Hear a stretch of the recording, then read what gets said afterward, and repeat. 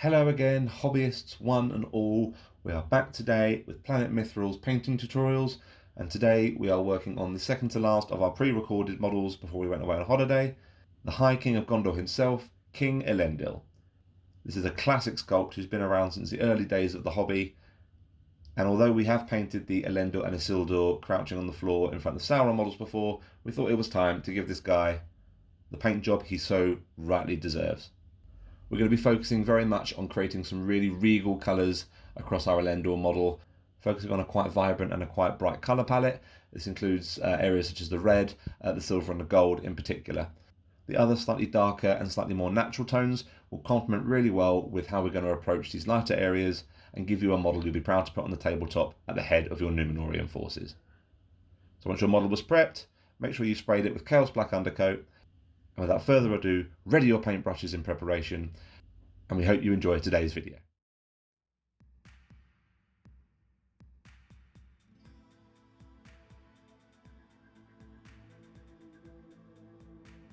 Base colours. We're going to start as we always do and carefully pick out Elendil's face with Bogman's Glow.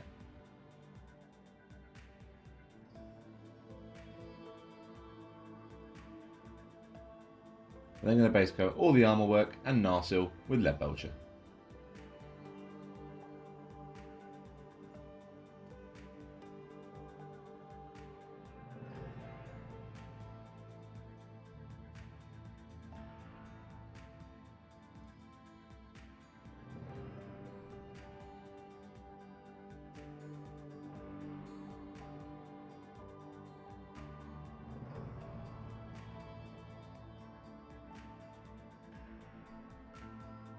The front and back fins to the helmet were base coated with a mix of Sycorax bronze and Retributor armour. At this stage we're only going to be base coating the gold on the helmet, leaving the trim around the outside of all the pauldrons and the inner workings of the armour black.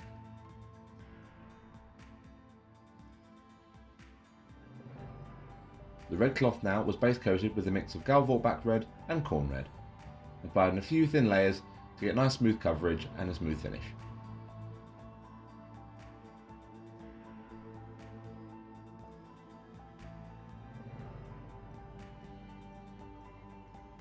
The inner workings of the cloak were painted with a mix of Rakarth flesh with a small amount of Dryad bark just to dial the tone back ever so slightly.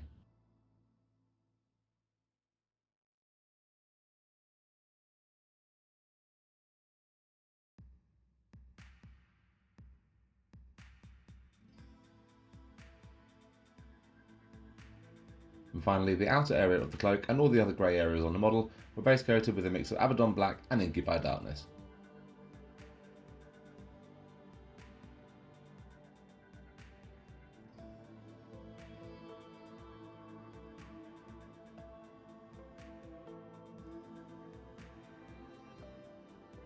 Face.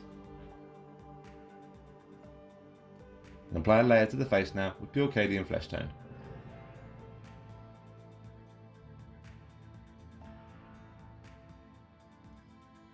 And then give this a quick recess wash with some Ryken flesh shade. We're going to highlight the face now with a 50-50 mix of Cadian flesh tone and Kislev flesh. There's not an awful lot of exposed flesh, so we can get away with minimal layers here and still achieve a really good effect overall. Finally, a dot highlight of Kislev flesh just to accentuate the most prominent areas within the helm.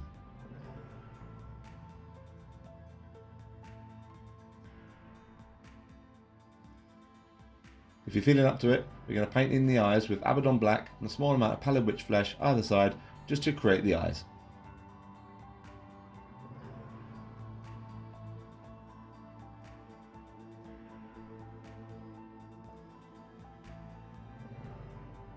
Beard and hair. We're going to base coat the beard, moustache and all the hair down the back with Rhinox hide.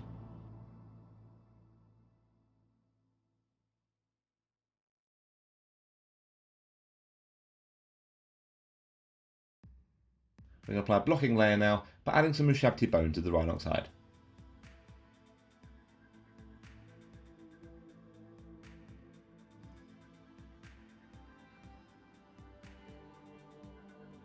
increasing this to an approximate 50-50 split for the next highlight stage. This will give it that slight, natural aged look as Elendil's getting on a little bit, so his hair is not quite as vibrant as it once was.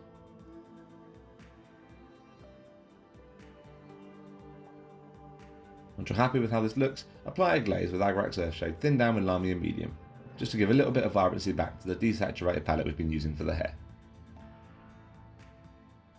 Armour. We're going to start by applying a very light glaze to all the silver and metalwork on Elendil with Druchii Violet. This will just help to push those reflective layers we're going to be aiming for a bit later on, and just give a slightly more detailed sense of depth and tone to all the plate work.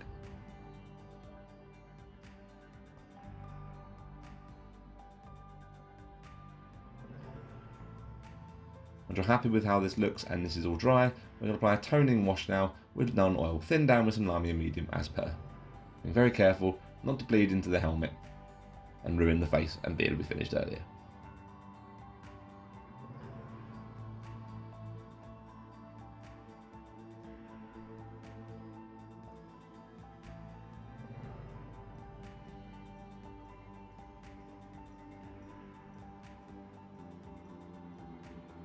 Now the painstaking task of layering over all the metals is quite a lot on the model, so this might take a little while.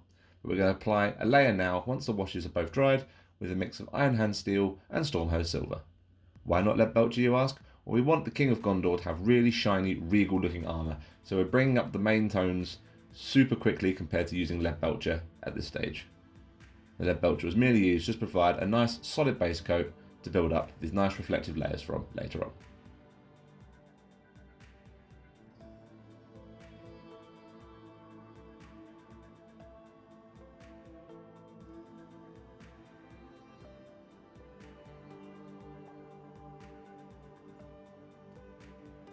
While you're layering up, you can apply some mid-glazes of Nuln Oil just to keep the tone uniform across the model. You can do this as many times as you want whilst relayering over, adding more Stormhose Silver to the previous mix, just to get a nice smooth transition between the darker recesses and the lighter reflections on all the armour work. Once you're happy with how your armour looks, the final stage will be a pure Stormhose Silver edge highlight just across the most prominent features and sharpest edges of all the metalwork on Elendil. Trying to keep your highlights as tight and as precise as they can be at this stage, to keep consistency with how I painted the rest of the armour.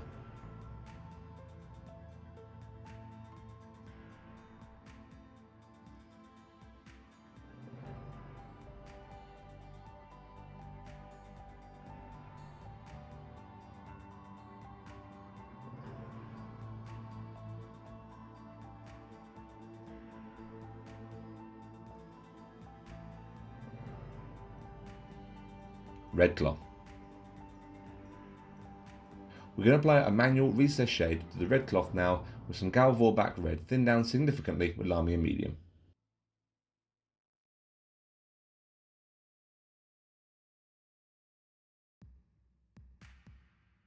Once this is dry, we're going to apply a second manual shade by adding some Rhinox Hide just to push the shadows of the recesses of cloth a little bit further.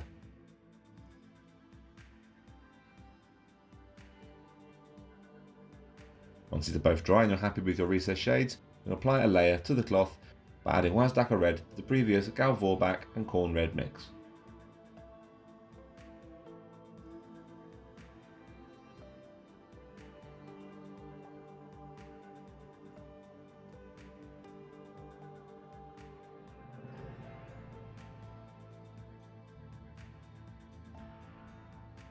Once you're happy with how this looks, we're going to apply a layer now with pure Wazdakka Red, getting ready for the next highlight stages. A proper regal red for our king.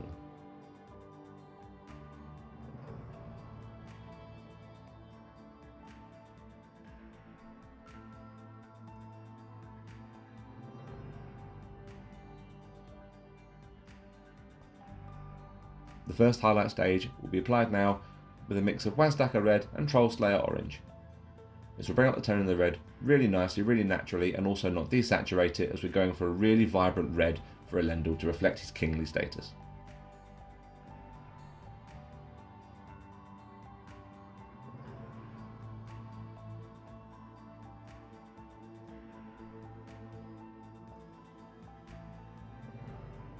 Finally, Once you're finished, apply a very light glaze with Carroburg Crimson just to tie all the layers and shades together. Gold detailing. Now we're going to very carefully go all the way around the edges and trims of all the armour plating, which we left black from the previous base coat layers, and base coat these now with Rhinox hide. This will just help the gold mixture we're going to be using shortly cover more efficiently and mean we don't have to use quite so many layers.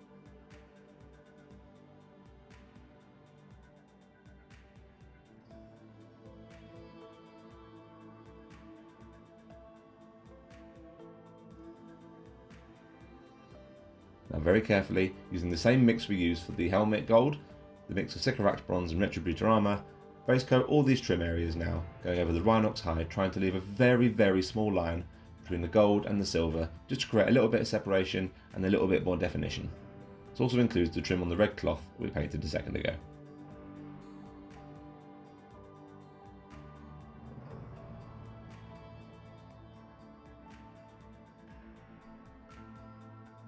Once this is done, we can apply a wash of Druchii Violet to the main areas of gold. And we don't have to worry too much about doing this on the trim, as the surface area is not wide enough to warrant a wash, unless you really want to.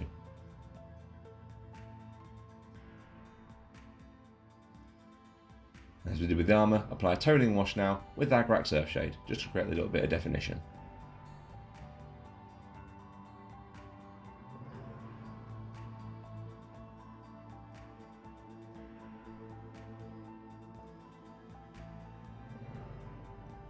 Now we're going to start adding some Auric Armour Gold to the previous mix and apply this as a layer all over the gold. Again, trying to stay as precise as we can do and separating out the individual leaves of gold across the helmet, leaving the Agrax Earthshade showing in the recesses to create some shadow as we did with the armour.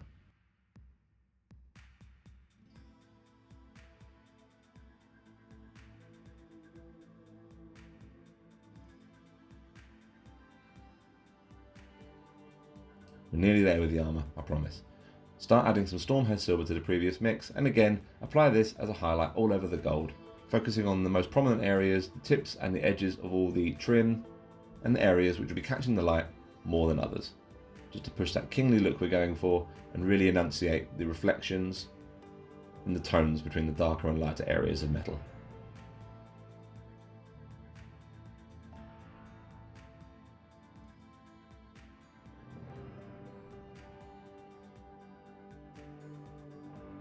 Once you're happy with how this looks, a very light glaze of Seraphim Sepia will just help make gold pop that little bit more and bring the whole thing to life.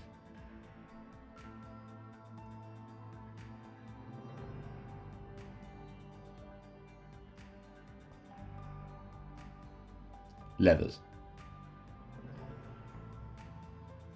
Very carefully now, go around and base coat all the straps and leathers on Elendil with Dryad Bark.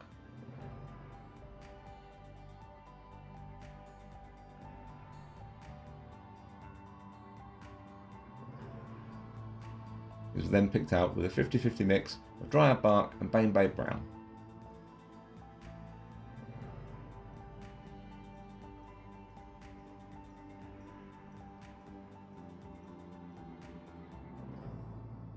And a final wash just to age the leather a little bit with Agrax Earthshade.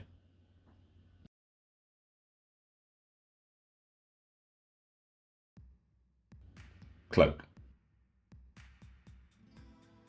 We're cutting this down into two parts for the cloak, so we're going to tackle both the interior and exterior at the same time.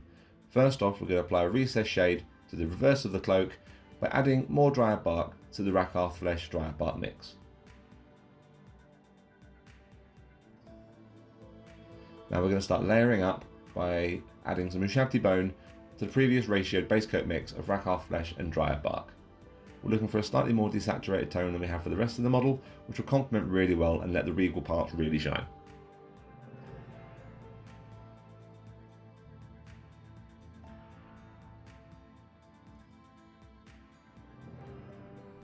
Continue adding Ushabti Bone until you're working with an approximate 2:1 ratioed mix of Ushabti to the previous base coat mix.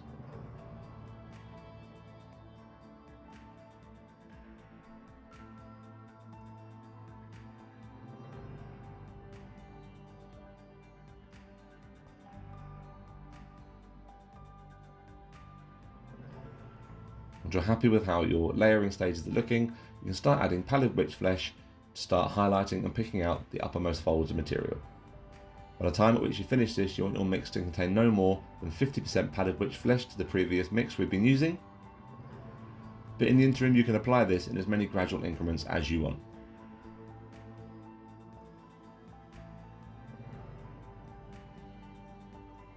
And then finally, a very, very super light glaze of Seraphim Sepia will just help to tie all these areas together again.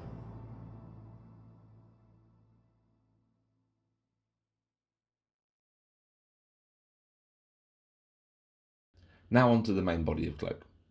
We're going to apply a manual shade of pure Abaddon Black to the back of the cloak folds.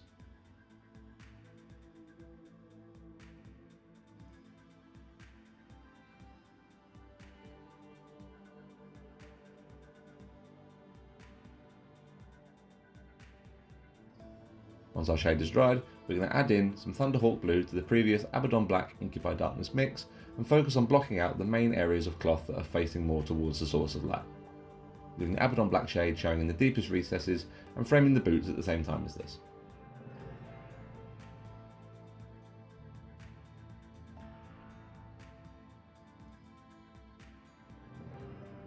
Now we can start highlighting by gradually adding in small amounts of Ulthran Grey to bring the tone of the black up really naturally, and apply this as our first highlight.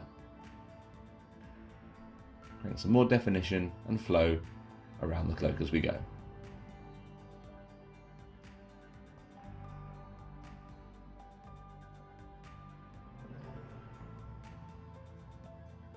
Increasing the amount of Ulthran Grey to an approximate 50-50 split of Ulthran to the previous layer mix for the next few highlights until we reach the final highlight stage.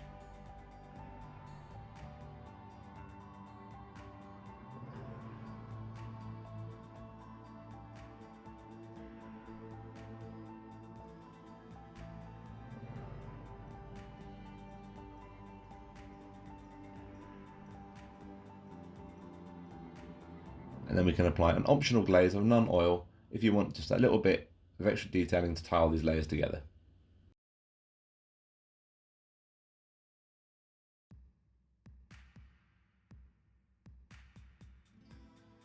Basing. As usual, we base coated the sand on our model with a dry brush of dried bark,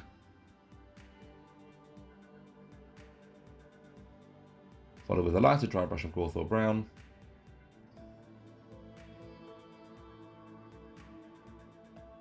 and a final feather-light dry brush of pallid witch flesh over the top.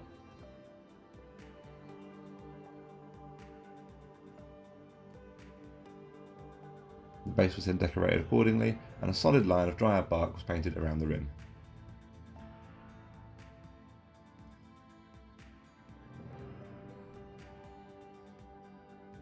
And there we have it, King Elendil of Gondor, in all his splendour and regality, ready to lead the men of Numenor in defiance of the Dark Lord Sauron.